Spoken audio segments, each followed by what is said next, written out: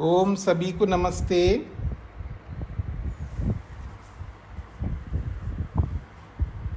ओम सहना भवतु सहनौ भुनक्तु सवीर्यं कर्वावहै तेजस्विनावधीतमस्तु मा विद्विषावहै। ओम शांति शांति शांति। वेदांत दर्शन की कक्षा संख्या 119 है। तीसरे अध्याय का दूसरा पाद प्रारंभ हो रहा है।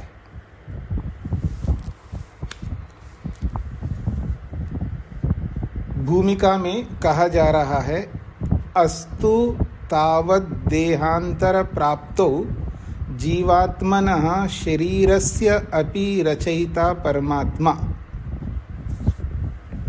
अस्तु तावत्, अच्छा ठीक है। आपने जो पिछले प्रसंग में एक शरीर को छोड़ करके दूसरे शरीर को प्राप्त होता है जीवात्मा, और उसका शरीर बनाता कौन है, उसका रचयिता परमात्मा है, ये आपने बोल दिया है पीछे के प्रसंग में दूसरे पाद में।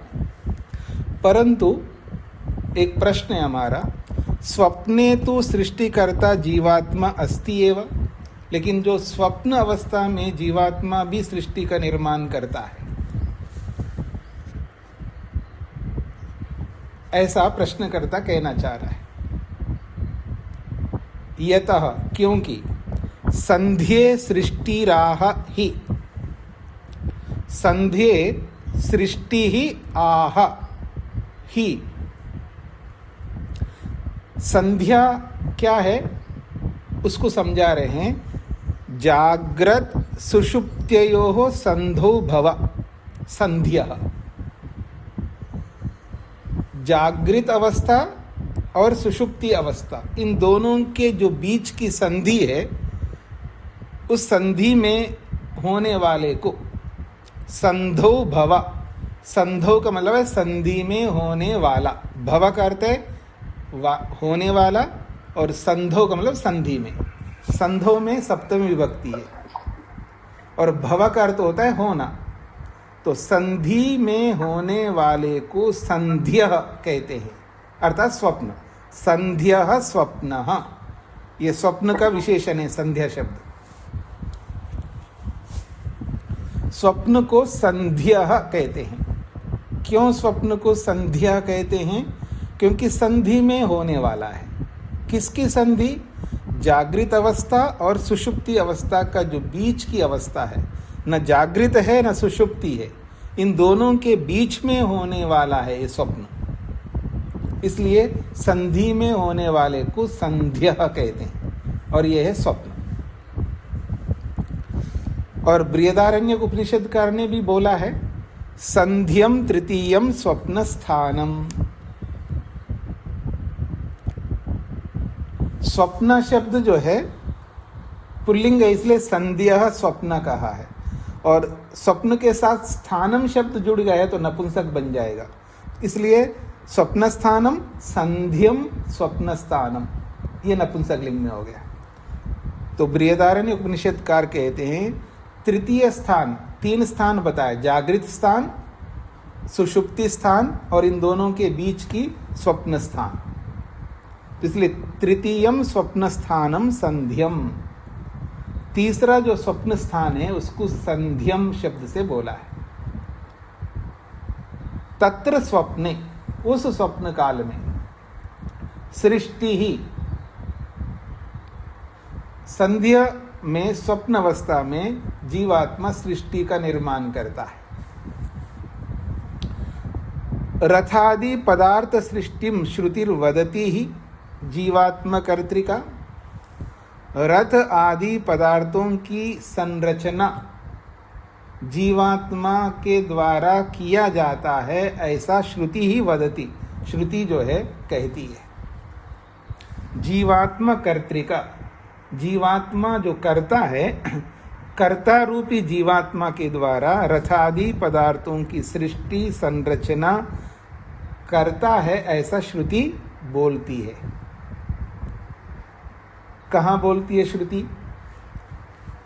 बृहदारण्यक बृहदारण्यक में ही श्रुति कह रही है, अर्थात बृहदारण्यक श्रुति कह रही है, स यत्र प्रस्वपिति, स यत्र प्रस्वपिति न तत्र रथा न रथगोपा न पंथानो भवन्ति अथ रतान रथगोपान पथश्च सृजते सही कर्ता।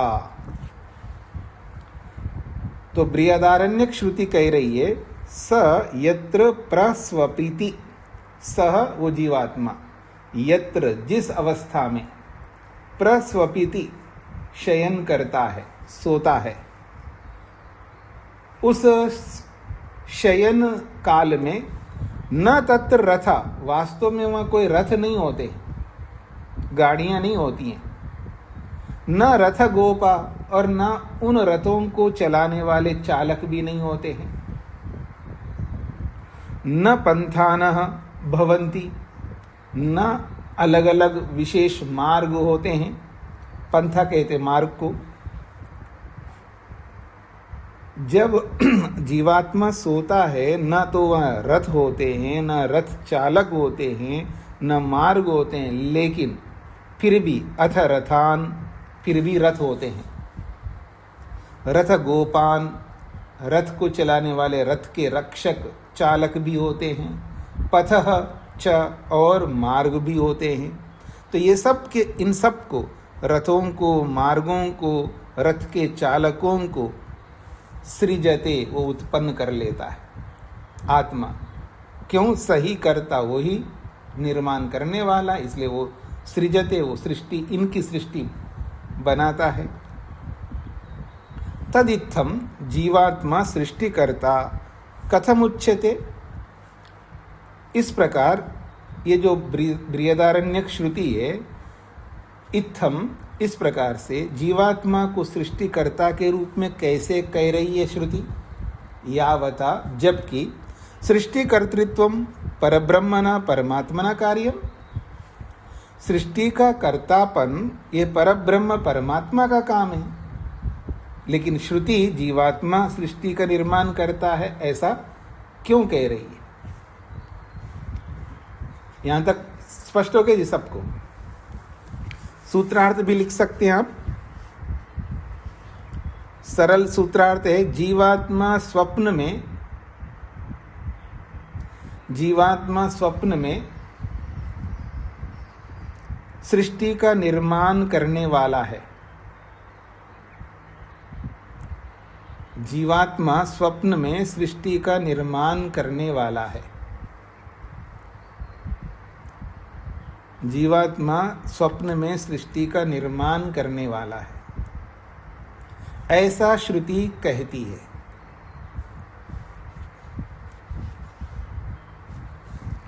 ऐसा श्रुति कहती है, जीवात्मा स्वप्न में सृष्टि का निर्माण करने वाला है, ऐसा श्रुति कहती है।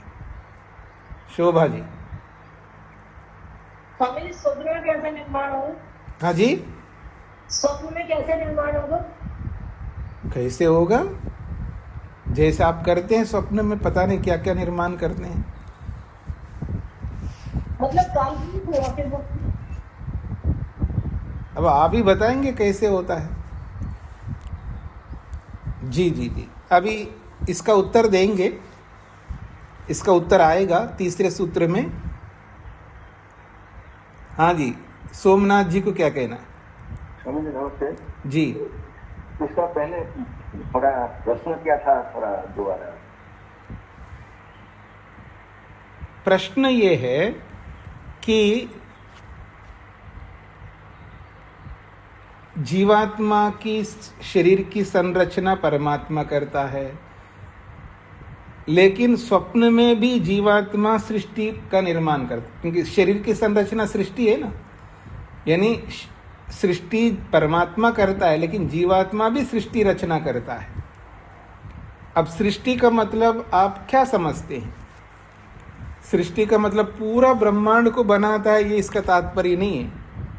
अच्छा। हाँ, सृष्टि का मतलब है निर्माण। वो घड़े का निर्माण भी सृष्टि है, मकान का निर्माण भी सृष्टि है, सृष्टि का मतलब निर्माण। जी जी जैसे परमात्मा निर्माण करने का काम करता है तो जीवात्मा भी निर्माण करने का काम करता है, ये इसका तात्पर्य है। अपि च एक और भी कहना चाहते हैं दूसरे सूत्र के माध्यम से, अपि च और भी है क्या, निर्मातारम च एके पुत्रादयश्च, निर्मातारम च एके पुत्रादयः च, एके निर्मातारम च एके शाखिनः आचार्याः, कुछ शाखा के आचार्य लोग, कठ शाखा के आचार्य लोग, तम जीवात्मानम उस जीवात्मा को, स्वप्न काले स्वप्न अवस्था में, निर्मातारम च स्पष्टम वर्णयन्ति वो सृष्टि का निर्माण करते हैं ऐसे स्पष्ट रूप से वर्णन करते हैं। कठ शाखा के कुछ आचार्य लोग जीवात्मा को स्वप्न अवस्था में सृष्टि रचना करता है ऐसा स्पष्ट रूप से वर्णन करते हैं। या एषा सुप्तेषु जागर्ति कामम कामम पुरुषो निर्मिमाणः, ये कठ का वचन है। कहते हैं यह एषा पुरुषः, वह ये जो पुरुष रूपी आत्मा है, सुप्तेषु जागरति सोते हुए में कोई कोई जागता है, अर्थात स्वप्न देखता है, इसका ये तात्पर्य है। क्योंकि सुषुप्ति का मतलब निद्रा है, निद्रा स्वप्न नहीं होता है ना। यह ऐसा सुप्तेषु जागरति, सोए हुए लोगों में कोई एक आत्मा जागरति जागता हुआ रहता है, अर्थात स्वप्न देखता है। और वो करता क्या है, कामम कामम निर्मिमाना, वो अलग अलग पुत्रों को निर्माण करता है। कामम शब्द का अर्थ यहाँ पुत्र है, अलग अलग पुत्रों का निर्माण करता है। ये शब्द शास्त्र को समझने से आपको पता लगेगा। कामम का अर्थ इच्छा भी होती है, यानी इच्छा को भी काम शब्द से बोलते हैं, पर यहाँ काम का अर्थ है पुत्र। तो जो सोते हुए लोगों में कोई कोई जागृति जागता है, अर्थात स्वप्न देखता है, वो स्वप्न में करता क्या है, कामम कामम निर्मिमाना, वो अलग अलग पुत्र आदियों का, कामम कामम इसलिए बोला है, पुत्र पौत्र आदियों का निर्माण करता है, उनकी सृष्टि करता है। पुत्रादयः च ते कामपदवाच्य पदार्थ, ये जो पुत्रादय सूत्र में आया है, तो पुत्रादय का मतलब पुत्र पौत्र प्रपौत्र, ये सब के सब ते काम पदवाच्य, काम शब्द से कहे जाने वाले है, यानी काम पद का पदार्थ है पुत्र आदि, अर्थात पुत्र पौत्र प्रपौत्र, ये काम पद का अर्थ है। ये समझ में आ रहा है जी आप सबको? यानी जो काम शब्द आए ना कठोपनिषद में, कामम कामम, ये कामम अर्थात काम शब्द का जो पदार्थ है, शब्दार्थ है, पदार्थ का मतलब शब्दार्थ, काम शब्द का जो अर्थ है पुत्रादया, ये पुत्र पौत्र प्रपौत्र आदि हैं। यथा च तत्रैव कठोपनिषदि पठ्यन्ते, और उसी कठोपनिषद में आगे ये भी पढ़ा जाता है, शतायुषः पुत्र पौत्रान् वृणीष्व बहून् पशून् हस्ति हिरण्यम अश्वान। यमाचार्य ने जो है नचिकेता को प्रलोभन जो दिया है ना, उस संदर्भ में यहाँ पर दिया है, हे नचिकेता, तुम ये क्या मांगते हो, मरने के बाद क्या होगा, ये सब छोड़ो, अगर आपको कुछ मांगना है तो शतायुषः, 100 वर्ष वाले पुत्र पौत्रों का वरण करो। अब ऐसे पुत्र पौत्र का वरण करो जो कि 100 वर्ष वो जिए। और बहून पशून, बहुत सारे पशुओं को मांग लो मेरे से। हस्ती, हिरण्यम, अश्वान, हाथी मांग लो, घोड़ा मांग लो, सोना मांग लो, संसार के सभी ऐश्वर्यों को मांगो जो आप चाहते हो। कामानाम त्वा काम भाजम करोमि, कामनाओं का भी कामना, यानी कामनाओं की कामना अर्थात श्रेष्ठ कामनाओं का भागी आपको बना दूंगा। मतलब जैसी कामना तुम करोगे वैसी पूर्ति हो जाए, ऐसा वरदान मैं तुमको दूंगा। एतान पुत्रादीन स्वप्ने निर्माति, तो यहाँ ये जो पुत्र पौत्र आदि जे है इन सब को स्वप्न में वो निर्माण करता है। एवं स जीवात्मा कथम कृत्वा स्वप्ने सृष्टिकर्ता अभिवर्णिता इति प्रश्न। एवं इस प्रकार से स जीवात्मा, ये जो आत्मा है, कथम कृत्वा किस प्रकार स्वप्न में सृष्टिकर्ता बन करके इन सब का निर्माण करता है, ऐसा श्रुति अभिवर्णिता, इस श्रुति में वर्णन किया गया है। मतलब कैसे ये जीवात्मा इन सब का निर्माण करता है, ये हमारा प्रश्न है।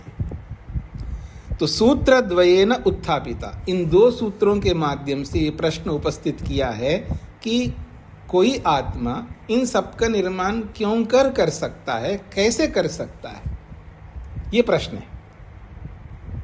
दो सूत्रों से प्रश्न प्रस्तुत किया जी। समझ में आ गया ना प्रश्न?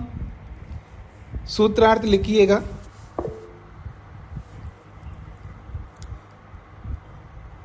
कुछ कट शाखा वाले आचार्य, कुछ कठ शाखा वाले आचार्य, कुछ कठ शाखा वाले आचार्य जीवात्मा को स्वप्न में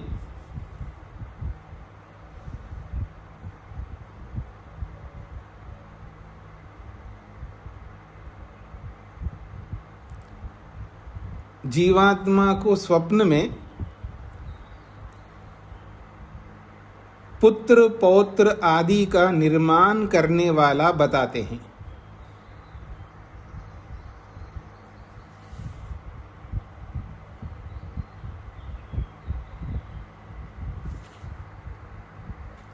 जीवात्मा को स्वप्न में पुत्र पौत्र आदि का निर्माण करने वाला बताते हैं।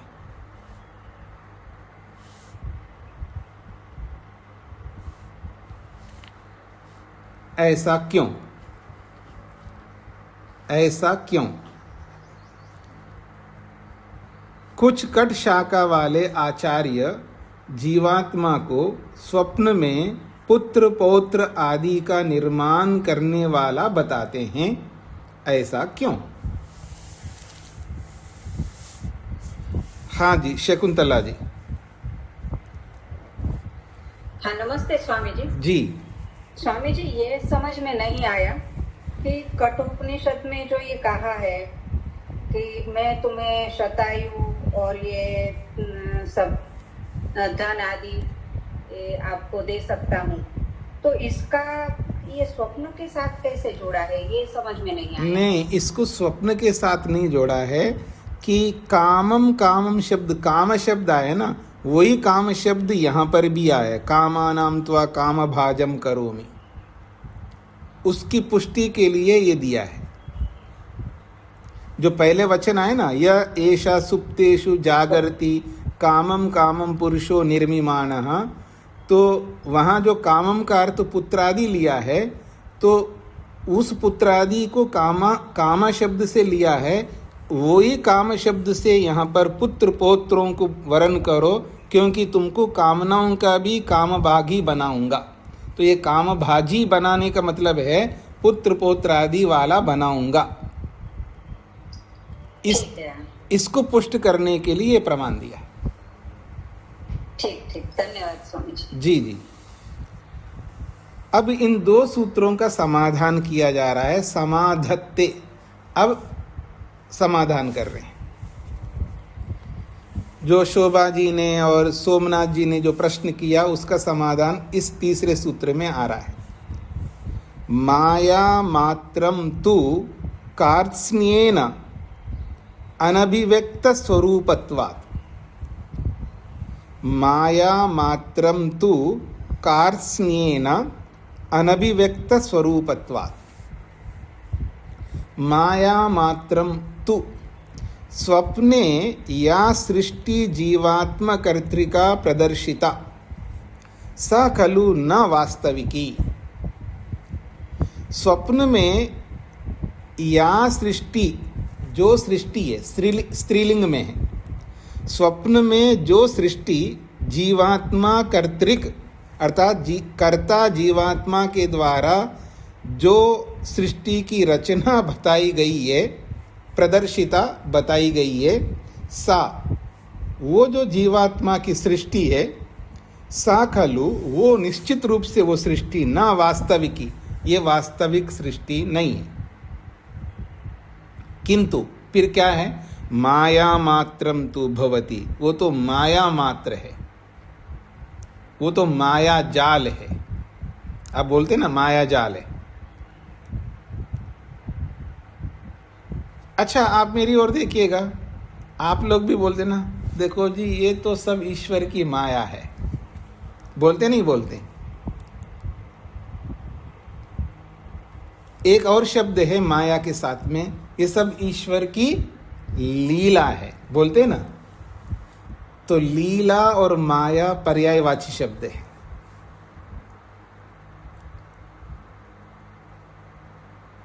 तो आपको क्या समझ में आया जी? अगर मैं कहूँ किसी का नाम लीलावती है, ठीक है ना, तो वो लीला का क्या मतलब है, अभी आपको समझ में आएगा। अगर किसी का नाम लीलावती है तो आपको समझ में आएगा कि लीला का मतलब क्या होता है। कोई कोई केवल लीला भी नाम रखते हैं। तो आइए, माया मात्रम तु बोध, ये तो केवल माया मात्र है। अब देखिएगा, माया अर्थात प्रज्ञा, माया का अर्थ होता है प्रज्ञा। ये कैसे बता सकते हैं आप माया का अर्थ प्रज्ञा है? तो कहते हैं माया प्रज्ञा नाम पठितम निघंटौ। ये जो माया शब्द है ये प्रज्ञा के नामों में पड़ा है, अर्थात प्रज्ञा के पर्यायवाची शब्दों के अंतर्गत माया शब्द भी है।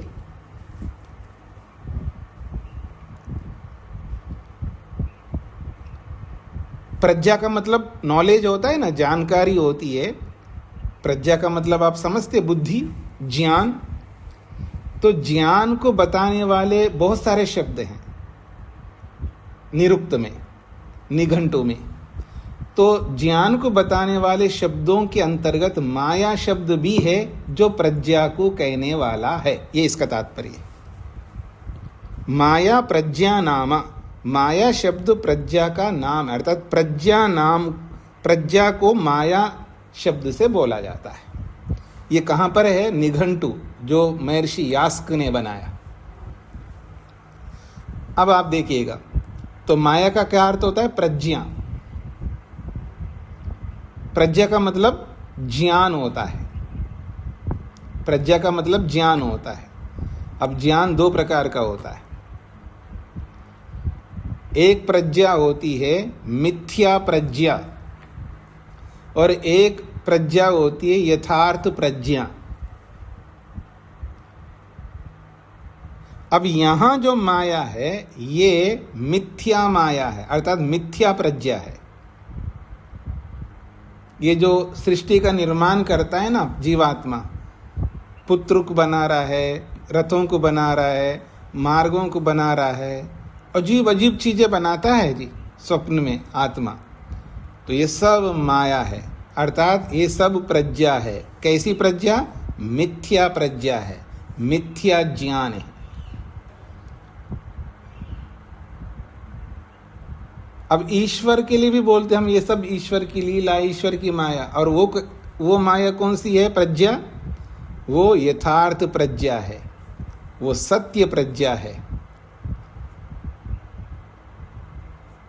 अब लीलावती का मतलब क्या होता है जी? प्रज्ञा वाली, ज्ञान वाली। अब ये अलग बात है कि मिथ्या ज्ञान वाली है या सत्य ज्ञान वाली है, वो आपके हाथ में है। क्यों सुशीला जी? लीलावती का मतलब ज्ञान वाली हो गया। आप ज्ञान वाली, प्रज्ञा वाली, कैसी प्रज्ञा वाली? मिथ्या ज्ञान वाली है या सत्य ज्ञान वाली है, वो आपके हाथ में है। तो आइए आगे बढ़ता हूं मैं। प्रज्ञा मात्रम अनुभूति मात्रम संस्कार वशात भवति। ये जो प्रज्ञा मात्र जो स्वप्न में हो रहा है, अर्थात अनुभूति मात्र अनुभूति हो रही है, और ये जो अनुभूति मात्र अनुभूति जो हो रहा है, मात्र जो प्रज्ञा है वो क्या है, कैसे हो रही है वो अनुभूति? संस्कार वशात भवति, वो संस्कारों के कारण से होता है। अब आप मेरी ओर देखिएगा। जागृत अवस्था में आप जो भी आंखों से देखते हैं, जो भी कानों से सुनते हैं, जो भी नाक से सूंघते हैं, जो भी आप जिह्वा से चखते हैं, जो भी आप स्पर्श करते हैं त्वचा से, तो पांचों विषयों का अनुभव जो जागृत अवस्था में हम करते हैं, ठीक है। पिक्चरों के माध्यम से हम देखते भी हैं पिक्चरों से और सुनते भी हैं। अध्यापक गुरुजनों से हम सुनते हैं कानों से, और जितना भी हम विचार करते हैं, थिंकिंग करते हैं, उन सब का संस्कार पड़ता है। और वो सारे संस्कार किनका? ज्ञान का संस्कार है। मन में जो छपता है ना जी संस्कार के रूप में, पता है उसको क्या कहते हैं? उनको कहते हैं वृत्ति। उन सबको क्या कहते हैं जी? वृत्ति कहते हैं, जो संस्कारों के रूप में जमता रहता है मन के अंदर। फिर उन वृत्तियों को हम स्मृति के रूप में उठाते हैं, वो ज्ञानात्मक होता है, वो संस्कार पढ़ते हैं। अब उन संस्कारों को स्वप्न अवस्था में उठाते हैं। अब देखिएगा, सुषुप्ति में जब जाते हैं तो सुषुप्ति में निद्रा में मन खाली नहीं रहता, या तो सुख ले रहा होता है, यदि ठीक से सो पाए तो। ठीक से कैसे सो पाएंगे आप? दिन भर आप व्यवस्थित रहें, व्यवस्थित खान पान करें, और एक स्मूथली आप अच्छे ढंग से व्यवहार करते हुए प्रसन्नता से सारे काम करते जाएं। जब सोते वक्त परमात्मा को याद करके, भगवान मैंने जो आज के कर्तव्यों को जो मेरे को करना था, आपकी दया से, आपकी कृपा से, आपके दिए हुए साधनों से मैंने कर लिया। ये जागृतो दूरम उदयति दैवम आदि मंत्रों को बोलते हुए परमात्मा को समर्पित करते हुए सो गए, अच्छी नींद में चले गए। तब तो आप मन से सुख लेते रहेंगे, और दिन भर के व्यवहार में कुछ भी करते रहिए, ऐषणाओं से ग्रस्त रहिए, अविद्या से, काम क्रोध लोभ आदि से ग्रस्त रहिए, लड़ाई झगड़ा करते रहिए, चुगली करते रहिए, उसकी बात इसकी बात करते रहिएगा, परेशान रहिएगा, चिड़चिड़ा रहिएगा, कामों को पूरा मत करिएगा, भाग दौड़ करते रहिएगा, किसी काम को तसल्ली से मत करिएगा। फिर रात को सोते वक्त आप क्या परमात्मा को अर्पित करोगे? जैसे तैसे करके बेड पर जाके सो जाओगे तो नींद ढंग से आएगी नहीं। फिर क्या होगा? निद्रा में नहीं जाओगे, फिर स्वप्न बहुत आएंगे आपको। अब जब स्वप्न आएंगे तो स्वप्न में क्या आएगा? जो दिन भर व्यवहार में जो जो आपने अनुभव किया, आज का अनुभव किया हो, पिछले दिनों का अनुभव किया हो, 50 साल के पहले का अनुभव हो, इस जन्म के अनुभव हो, पिछले जन्मों के अनुभव हो, वो सारे सारे संस्कार मन के अंदर है।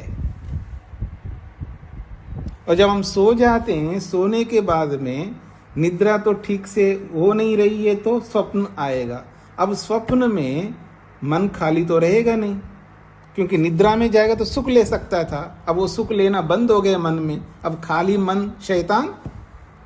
अब वो मन क्या करता है, अपने संस्कारों को देखने लगता है, अपने संस्कारों को देखने लगता है।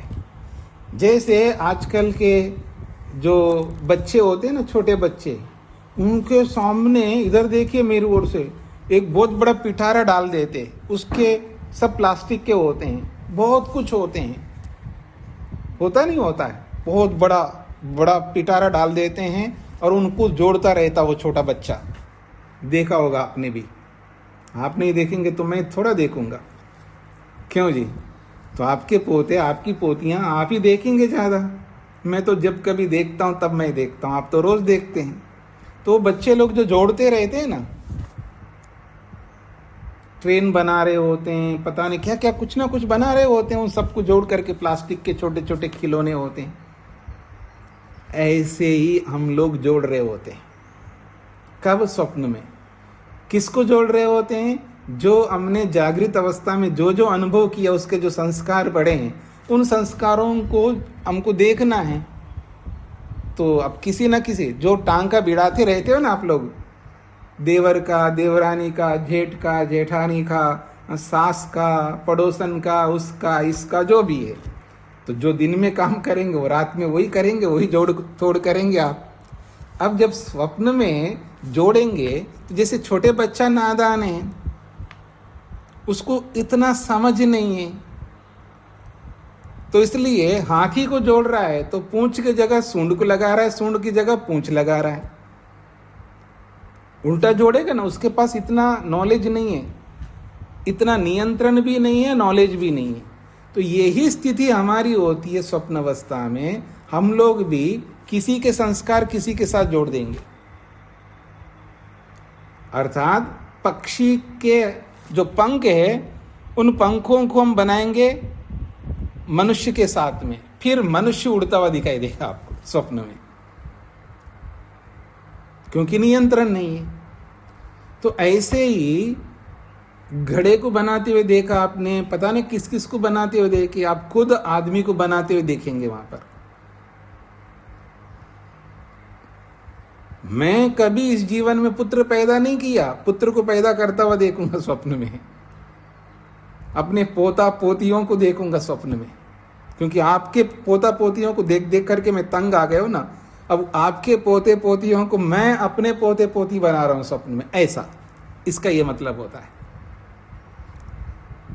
तो ऐसा वो निर्माण करता है पुत्र पौत्र आदि का। तो वो कहते हैं सारा का सारा माया है, अर्थात मिथ्या ज्ञान है, ये यथार्थ थोड़ा ही है। तो कितनी सृष्टि बना दो जी आप, जागृत अवस्था में आते ही सब समाप्त हो जाएगा। ये इसका तात्पर्य है। तो ये सब संस्कारों के कारण से होता है, ये बात कही है। जागृत अवस्थाया संस्कारेभ्यः स्वप्नो भवति। जागृत अवस्थाया संस्कारेभ्यः, जागृत अवस्था के जो संस्कार है, उन्हीं संस्कारों से स्वप्नो भवति, स्वप्न होता है। उक्तम ही, और वैशेषिक दर्शनकार ने कहा ही ये बात को लेकर के वो कहते हैं, आत्म मनसो संयोग विशेषात् संस्काराश्च स्मृति तथा स्वप्न। ये दो सूत्र दिए भी। स्मृति कब आती है जी?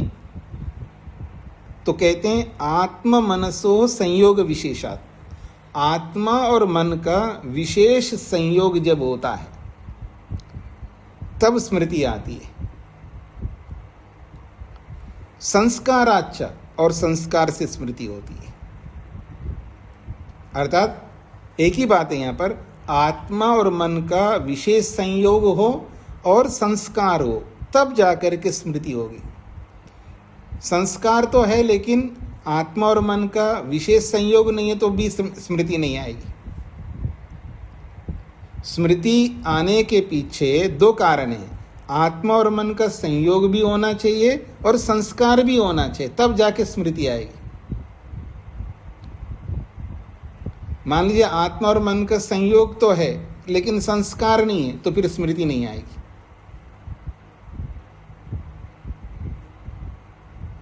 संस्कार का होना जरूरी है। किनको पूछूं मैं? शकुंतला जी से पूछता हूं। स्वप्न में मांस खाते हुए देखा आपने अपने आप को? शकुंतला जी सच्ची बता ना।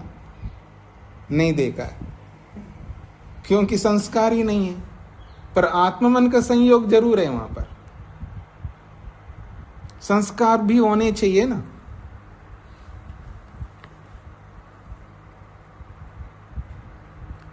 अच्छा, जो अंधा आदमी होता है ना, अंधा, जन्म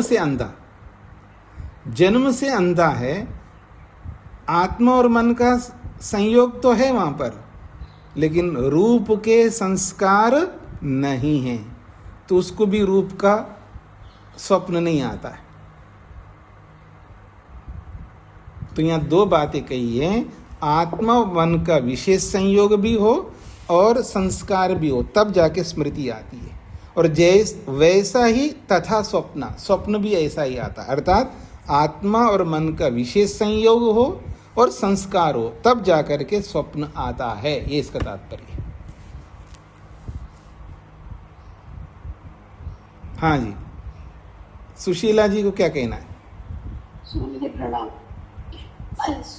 आपने अभी बताया कि जो दृष्टिहीन है उसे रूप का नहीं आएगा स्वप्न, क्योंकि इस जन्म में उसने देखा नहीं वो, लेकिन पिछले जन्मों के तो उसके संस्कार हो सकते हैं, लेकिन इस जन्म में उसने देखा नहीं तो नहीं आएगा। ये वर्तमान जन्म का प्रबल होना चाहिए। हाँ जी। और ऐसा भी होता है कि हमारा इस जन्म में वो संस्कार नहीं है। कई बार ऐसा विचित्र स्वप्न आ जाता है कि हमने ये सोचा ही नहीं, हम सोच भी नहीं सकते उस चीज को, लेकिन वो स्वप्न में देख लिया कि वो स्वप्न आ गया। हाँ, तो पिछले जन्म का होगा। जैसे डर वाले स्वप्न की, कोई 4 आदमी पीछे पड़े हैं और हम भाग रहे हैं, बच रहे हैं, तो इस जन्म में ऐसा कभी नहीं हुआ। वो तो खैर वो सामान्य बात है। खुद नहीं डरे हैं, लेकिन दूसरे को डरते हुए देखा होगा ना, दूसरों को भागते हुए देखा होगा ना, भले पिक्चरों में देखा हो, रियल में देखा हो। तो मैंने बोला ना, उधर के संस्कार को इधर जोड़ दिया, अपने साथ जोड़ दिया। जी जी जी। नरेंद्र पाल जी को क्या कहना था? स्वामी जी मैं भी यही पूछ रहा था, पुराने संस्कार तो होंगे। हाँ जी, हाँ जी, बिल्कुल बिल्कुल। तो आगे बढ़ता हूँ जी। तत्तु न वस्तु तत्वम, इसलिए वो जो स्वप्न में जो भी होता है तत्तु, वो स्वप्न वाला, न वस्तु तत्वम, वो वास्तविक नहीं होता है। तद अनुभूति मात्रम कथम न वस्तु तत्वम इति आकांक्षायाम उच्यते। तद अनुभूति मात्रम, वो तो केवल अनुभूति मात्र है, केवल ज्ञान मात्र है, वो बिना वस्तु के केवल अनुभूति मात्र है। तो कह रहे हैं कथम न वस्तु तत्वम, फिर वो वस्तु तत्व क्यों नहीं है, वास्तविकता क्यों नहीं है, जो स्वप्न में जो होता है वो वास्तविक क्यों नहीं है? इस आकांक्षा में, इस जिज्ञासा में उत्तर दिया जा रहा है। कार्त्स्न्येन अनभिव्यक्त स्वरूपत्वात् संसारे जाग्रत काले व वस्तुतत्वम यथा कार्त्स्न्येन अभिव्यक्त स्वरूपवत् संभवैः देश काल निमित्तैः युक्तं सर्वगुण लक्षण संपन्नं च भवति, न तथा स्वप्ने। संसारे जागृत काले वा, संसार में यूं कहिए जागृत अवस्था में, वस्तु तत्वम, यथा वस्तु तत्वम, जो वस्तु जिस स्वरूप में होती है, कार्त्स्न्येन, संपूर्ण रूप से, अनभिव्यक्त स्वरूपवत, वो अनभिव्यक्ति स्वरूप वाला होता है, अर्थात अप्रकट स्वरूप वाला होता है। संभवई देश काल निमित्ते युक्तम, देश काल रूपी, अर्थात देश एक कारण होता है और समय एक कारण होता है। संभवित देश काल रूपी कारणों से युक्त सर्वगुण लक्षण संपन्नम च भवति। वो सभी गुणों से, सभी लक्षणों से यथार्थ वो विद्यमान होता है वस्तु। जागृत अवस्था में जो भी वस्तु आप देखते हैं वो यथार्थ होता है, सभी गुणों से युक्त होता है, परंतु न तथा स्वप्ने, वैसा स्वप्न में नहीं होता है। फिर आप देखिएगा, संसारे अर्थात जागृत काल में वस्तु तत्वम यथा कार्त्स्येन अभिव्यक्त स्वरूपवत, जैसे संपूर्ण रूप से अभिव्यक्त स्वरूप वाला होता है, अनभिव्यक्त नहीं, अभिव्यक्त स्वरूप वाला होता है, संभावित देश काल निमित्तों से युक्त होता है। अर्थात कौन सा देश है, किस काल में आपने अनुभव किया है, उन सब कारणों से युक्त होता है, इसलिए वो वस्तु सर्वगुण लक्षण संपन्नम च भवति, सभी गुणों से वो लक्षित होता है जागृत अवस्था में, परंतु न तथा स्वप्ने, स्वप्न में वैसा नहीं होता है। जैसे कि समुद्र तटे शयाना स्वप्ने स्वात्मानं पर्वते स्थितं पश्यति। जैसे कोई व्यक्ति समुद्र के किनारे पे गया, गोवा गए होंगे आप कभी, ठीक है जी, या जहाँ भी समुद्र है वहाँ आप गए हैं और आपके अंदर इच्छा हो गई जी मैं समुद्र का व्यू दिखाई दे, ऐसा होटल, ऐसा रिसोर्ट, ऐसा कोई विला लेकर के मैं रहना चाहता हूँ, वहाँ आप समुद्र के किनारे पे रहें, ठीक है जी, रह तो समुद्र के किनारे, सो रहे हैं समुद्र के किनारे, लेकिन स्वप्न में आप क्या देख रहे हैं, पर्वते स्थितम पश्यति, अपने आप को पर्वतों में देखता है व्यक्ति स्वप्न के काल में। और पर्वते शयानः च, अगर पर्वत में गए हो आप, हाँ जी, 4 धाम की यात्रा की आपने, मतलब पर्वतों में, हिमालयों में गए हो और हिमालय में सो गए, सोए तो हिमालय में, लेकिन समुद्रे प्लवमानम, समुद्र में नाव में, जहाज में बैठा हुआ अपने आप को देख रहे हैं। और तो और निमज्जंतम व आत्मानं पश्यति, और समुद्र के गंभीर जल के अंदर, पानी के अंदर गिर गए हो या पानी के अंदर आप समा जा रहे हो, ऐसा अपने आप को देख सकते हैं। और एक बात, अनऋतौ च आम्राणि चूषति, अनऋतौ का मतलब जो ऋतु नहीं है, आम का ऋतु नहीं है, आम का मौसम नहीं है, ऐसे मौसम में भी आम चूसते हुए अपने आप को देख सकते हैं आप। और एक बात, क्षणेन पर्वतम व्रजति, क्षण भर में आप पर्वतों में जा सकते हैं। क्षणेन समुद्रम, और क्षण भर में समुद्र में जाता हुआ अपने आप को देखेंगे। क्षणेन विमानम आरोहति, और क्षण मात्र में विमान में बैठा हुआ अपने आप को देखोगे। क्षणेन भूमो गच्छति, और क्षण भर में धरती पे अपने आप को पाओगे। क्षणेन भारते, क्षण भर में भारत में अपने आप को देखोगे। क्षणेन भारते पश्यति, क्षण भर में भारत में अपने आप को देखोगे। आत्मानं क्षणेन अन्य देशे, और क्षण भर में किसी विदेश में अपने आप को पाओगे। और एक बात, क्षणेन धनिनम, क्षण भर में अपने आप को करोड़पति बनता हुआ देखोगे। क्षणेन निर्धनम, और क्षण भर में अपने आप को निर्धन बनता हुआ देखोगे आप। ये आत्मानम अनुभव, अपने आप को वो इस तरह वो अनुभव करता है।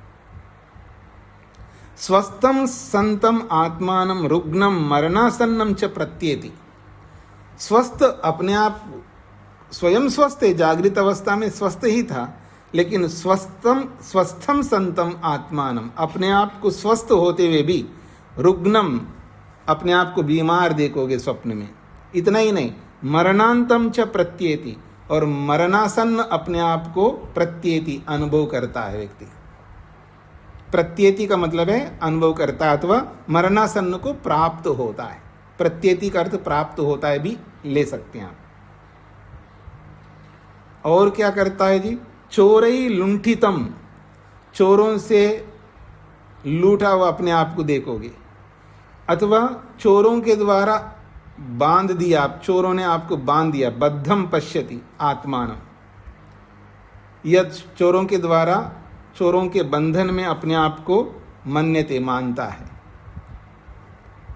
श्रृंगवंतम जनम च पश्यति थी, क्यों जी आपके सिर पे सींग है क्या? नहीं है, लेकिन स्वप्न में मनुष्य के सिर में सींगों को भी देखता है, ये कह रहे हैं। श्रृंगवंतम, सींगों वाले मनुष्य को पश्यति, देखता है। तदित्थम सर्वम स्वप्ने अनुभूतम प्रज्ञा मात्रम न वस्तु तत्वम। तदित्थम, वह इस प्रकार, सर्वम, जो भी बातें यहाँ पर कहे, स्वप्न में इन सब को अनुभूतम, अनुभव करता है, और ये अनुभव प्रज्ञा मात्र है, केवल ज्ञान मात्र है, और वो भी मिथ्या ज्ञान मात्र है, इसलिए न वस्तु तत्वम, ये वास्तविक नहीं है। तथा एक और बात कह रहे हैं उपनिषद के द्वारा, प्राणेन रक्षन अवरम कुलायम बहिष्कुलायात अमृतः चरित्वा स ईयते अमृतो यत्र कामम। ये बृहदारण्य का वचन है। अवरम कुलायम, कुलाय कहते हैं शरीर को, और कैसा शरीर है? अवरम कुलायम, नश्वर शरीर को। प्राणेन रक्षण, प्राणों के द्वारा सुरक्षित रखता हुआ। बहिष्कुलायात, और शरीर से बाहर निकलता है। कब? स्वप्न अवस्था में। अमृता, स्वयं अमृत है, लेकिन बहिष्कुलायात, अपने आप को मरा हुआ देखता है, शरीर से बाहर निकलता है। चरित्वा, और पता नहीं कहाँ का विचरण करता है स्वप्न में, क्योंकि वो अमृत है। यत्र कामम, यत्र कामम, जहाँ उसकी इच्छा है, या कामम का मतलब इच्छा है, जहाँ भी उसकी इच्छा है शरीर से बाहर निकल करके देखता है अपने आप को। ये तो मैं करता हूँ जी, स्वप्न में भी करता हूँ, शरीर से बाहर निकलता हूँ, आत्मा बन करके पता नहीं किस किस को देख रहा होता हूँ। हाँ जी, आपके पास भी आऊँगा मैं आपके मन को पढ़ने के लिए। तो शरीर से बाहर निकल के वो कुछ ना कुछ पता नहीं कहाँ जा कर के देख रहा होता है। स ईयते, वो बाहर निकल के जाता है, फिर वापस शरीर में आ जाता है। अत्रापि सृष्टि रचनम नैव दर्शितम, यहाँ पर सृष्टि की रचना करता हुआ नहीं दिखाया है। यहाँ पर इस वचन में बस शरीर से निकल करके कुछ भी इच्छा के अनुसार बहुत कुछ देखता है, ये बताया गया है। अत्र अपि, यहाँ पर भी सृष्टि रचनम नैव दर्शितम, सृष्टि को बनाता हुआ नहीं दिखाया। अपितु यत्र अभीष्टम तत्र विचरणमेव जीवात्मना स्वप्ने निदर्शितम। अपितु क्या दिखाया? यत्र अभीष्टम, जहाँ उसकी इच्छा हो, तत्र विचरणम एव, वहीं पर जाके घूमता है, विचरण करता है जीवात्मा। तो जीवात्मा जहाँ उसकी अभीष्ट इच्छित स्थान होता, वहाँ जाकर के विचरण करता हुआ स्वप्न में निदर्शितम, दिखाया है। तदपि गौण भावेन, ये भी गौण रूप से समझना चाहिए, मुख्य रूप से नहीं मानना कि शरीर से बाहर निकल के जाए और सबको देख रहा है। ये गौण रूप से बोला है, यथार्थ रूप से नहीं है। इसलिए कहे तदपि गौण भावेन शरीराद बहिगमनम वस्तुतः शरीराद बहिगमनात् जीवस्य खलु स्यात् शरीरपातः। यदि गौण भाव से नहीं मानोगे तो शरीराद बहिर्गमनम, शरीर से बाहर निकलना, वस्तुतः वास्तव में तो शरीराद बहिगमनात्, शरीर से अगर जीवात्मा बहिर निकल जाए तो खलु, निश्चित रूप से, स्यात् शरीरपाता, फिर तो शरीर तो मर जाएगा, फिर वापस नहीं आ पाएगा। हाँ जी, ये मेरे में बहुत अच्छी हुनर है जी। आपको जिसको भी ये चाहते हैं आप कि आपके शरीर से मैं निकाल सकता हूँ आपको, पर मेरे में ये हुनर नहीं है दोबारा आपको अपने शरीर में आपको डाल सकूं। ये हुनर मेरे में नहीं, आप सबके अंदर है। कोई भी किसी को शरीर से निकाल सकता है जी, पर दोबारा नहीं डाल सकता। इसलिए अगर हम बाहर निकल जाए शरीर से, दोबारा आने का सामर्थ्य नहीं, फिर तो शरीर मर जाएगा, ये कहना चाह रहे हैं। इसलिए वो गौण रूप से शरीर से बाहर निकलने की बात गौण रूप से समझना चाहिए, इसका तात्पर्य है। तच्च बहिर्गमनम इव बहिर्गमनम, स्पष्ट कर दिया। वो तो तच्च, वह तो बहिर्गमनम इव बहिर्गमनम, वो बाहर जाने के समान बाहर जाना है, यथार्थ में नहीं है। उक्तम ही, ऐसा शास्त्र भी कहता है। सा यत्र एतत् स्वप्न्या चरति, वह जहाँ पर स्वप्न से विचरण करता है, वो कैसे करता है? स्वशरीरे, अपने शरीर में रहते ही, अपने शरीर में रहते हुए ही, यथा कामम परिवर्तते, शरीर में रह करके ही अपनी इच्छा के अनुसार स्वप्न में परिवर्तते, घूमता रहता है, स्वप्न में घूमता रहता है, शरीर में रहते हुए घूमता है, शरीर से बाहर निकल के नहीं घूमता है, ऐसा शास्त्र भी कहता है। एवं इस प्रकार से स्वशरीरे ही स्वप्नानुभूत्या प्रतिपादनात् ते स्वप्नानुभूता पदार्था न वस्तुतः सन्ति इति उक्तम ही तत्रैव। एवं स्वशरीरे ही, अपने शरीर में ही, स्व अनुभूतिया, अपनी पूर्व की अनुभूति से, अपने पूर्व में संस्कारों के अनुभूति से वो घूमता है, ऐसा प्रतिपादनात्, ऐसा शास्त्र वर्णन करने से। ते स्वप्नानुभूता पदार्था, वे जो स्वप्न में अनुभव किए हुए जो पदार्थ हैं, रथ के चालक, जो भी अनुभव करता है, वो सारे के सारे पदार्थ न वस्तुतः संति, वो वास्तव में नहीं है। इति उक्तम ही तत्रैव, ऐसा उसी शास्त्र में तो बोला है। क्या बोला है जी? न तत्र रथा न रथगोपा न पंथानो भवन्ति, वास्तव में न तो वह रथ होते हैं, न रथ के चालक होते हैं, न ही कोई ऐसे मार्ग होते हैं। ये तो उसी शास्त्र में बोला है। नहीं होते फिर भी दिखाई देते हैं, इसका मतलब है वो मिथ्या है, ये इसका तात्पर्य। स्वप्ने ते पदार्थास्तु संस्कार मात्र रूपा संति, स्वप्न में वो जो पदार्थ है वो मात्र संस्कारों के रूप में हैं, और संस्कार ज्ञानात्मक होते हैं। संस्कार कैसे होते हैं जी? ज्ञानात्मक होते हैं।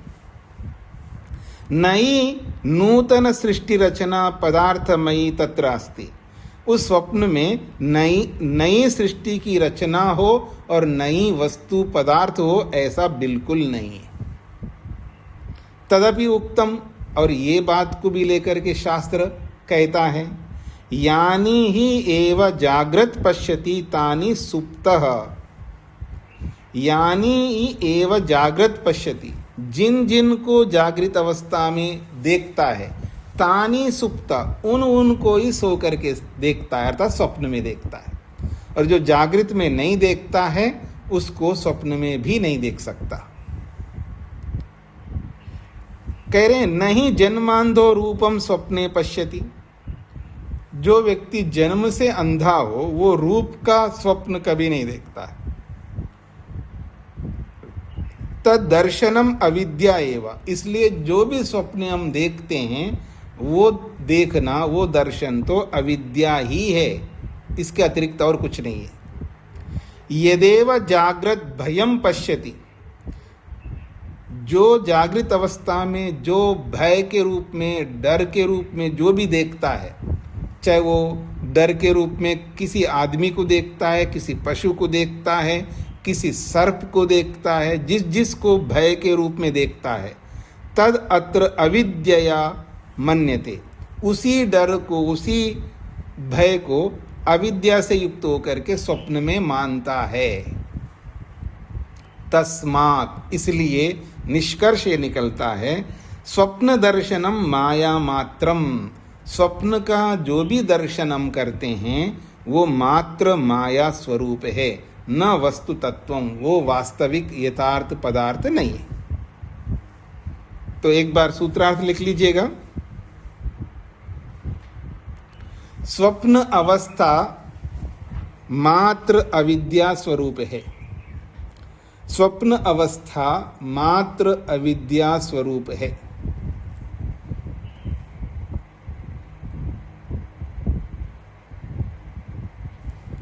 स्वप्न अवस्था मात्र अविद्या स्वरूप है, क्योंकि उस स्वप्न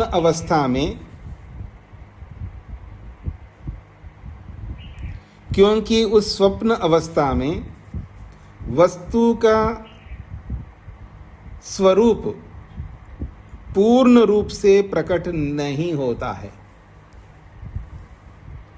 क्योंकि उस स्वप्न अवस्था में वस्तु का स्वरूप पूर्ण रूप से प्रकट नहीं होता है,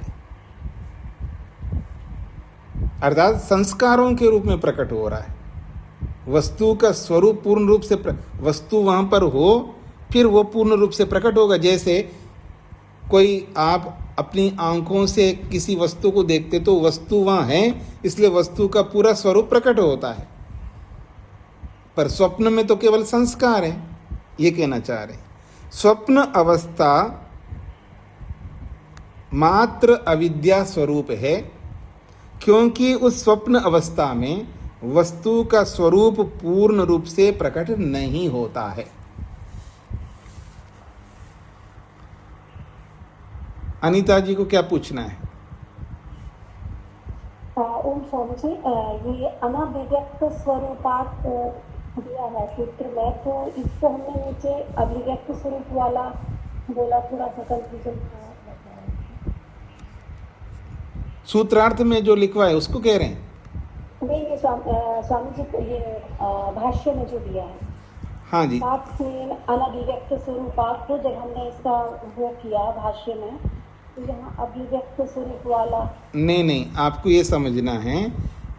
देखिए, कार्त्स्येन अनभिव्यक्त स्वरूपत्वात् कहा ना, इसका अर्थ बताते हुए पहले जागृत अवस्था का तो अभिव्यक्त स्वरूप होता है, पर वैसा स्वप्न में नहीं होता है, अर्थात वो अनभिव्यक्त स्वरूप होता है, ये इसका तात्पर्य। जी, अरुण जी। स्वामी जी नमस्ते। स्वामी जी, जब हम सोते हैं तो आत्मा भी नहीं सोती है, तो बोलते हैं मन भी नहीं सोता है, तो सोता कौन? शरीर सोता है, इंद्रियां सोती हैं। मन काम करता है, आत्मा तो सोता नहीं है, मन काम करता है, इंद्रियां सो जाती हैं। इंद्रियां और शरीर सोते हैं। इंद्रियां और शरीर, इंद्रियों का मतलब है ज्ञानेंद्रियां, कर्मेंद्रियां और शरीर, ये विश्राम कर रहा होता है, ये कार्य नहीं कर रहे होते हैं। प्राण काम कर रहे होते हैं, ये जो प्राण है वो सब प्राण काम कर रहे होते हैं, मन काम कर रहा होता है। जी जी। मोहनलाल जी को क्या कहना है?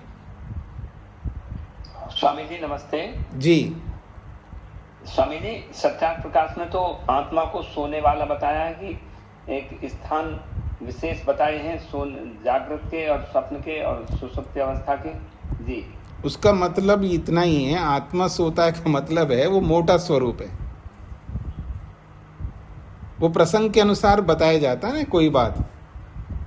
जैसे हम कहते हैं ना, ये सब मन करता है, ये कथन मात्र है। मन करता है का मतलब मन के माध्यम से आत्मा करता है। ऐसे आत्मा सोता है, ऐसा मोट आज मैं सो गया हूं, ऐसे तो बोलते हैं आप, वो मोटा कथन है। ठीक हो गए जी?